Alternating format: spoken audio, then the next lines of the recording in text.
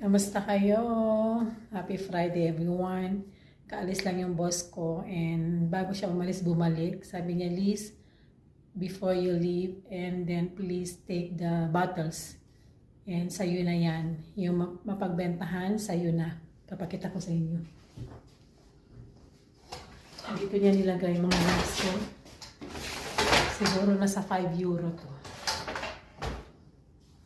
Nasa 5 euro to mga loves. Sayang.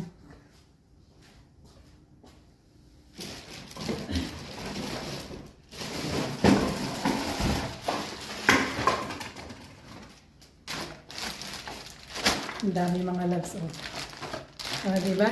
Ang dami. Palit natin yan sa pera. Ayan. Kasi mga loves ko, mahilig yung boss ko uminom ng mga sparkling and mga tea. Pero ito hindi pwede ito mga loves. Hindi ito pwede. Tanggalin natin yan. Hindi ito pwede. Yes, yan. Siguro ito mga loves ko nasa 5 euro.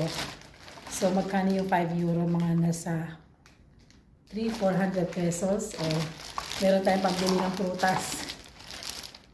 Diba? So yun lang mga loves ko. Yun, ang dami yun.